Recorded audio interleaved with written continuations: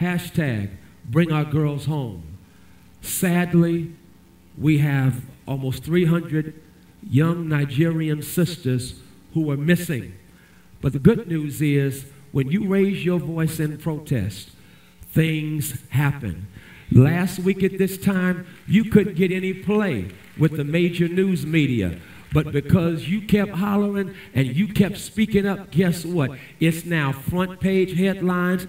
Everybody, Michelle Obama said bring our girls home because we value our girls. And so we have a church where people say, you know what, we ain't going to talk about it, we're going to be about it. And I want the Reverend Dr. Kerri Day, who is a phenomenal professor, preacher par excellence, a gift to our time. She's going to come and share with you some exciting things we're doing, and then we're going to have a litany in honor of our girls.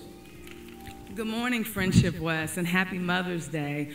So you've heard a lot about the kidnapping of the Nigerian girls as Dr. Haynes has been preaching about that issue. So what I wanted to bring your attention to, we all know that people around this nation and world have been organizing and mobilizing. And of course, there are folks right here in the DFW that are doing the same thing. So you saw the announcement that on May the 20th, which is not this Tuesday, but next Tuesday, there are 3 organizers.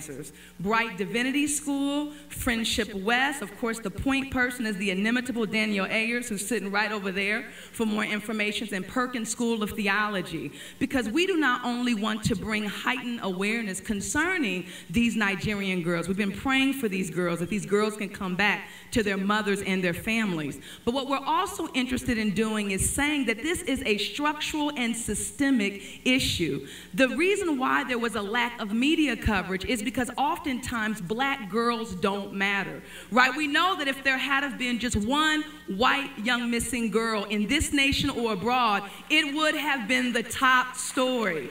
But yet there were over 300 girls. And when we speak of black girls, as Danielle and I were having this discussion, and she was so right, that here is an opportunity for the African American community to connect to the diaspora in Africa, in the Caribbean, about forms of sexualized violence. And so we're going to be coming together as a night of solidarity on May the 20th, praying for these girls, but also saying at a structural level, black girls matter, and putting pressure on the Nigerian government. And then secondly and finally, we also recognize that this is an unfortunate moment, but it also can be a movement. We want to connect what's going on in terms of human trafficking in Nigeria to what's happening in our own backyard here in the United States of America.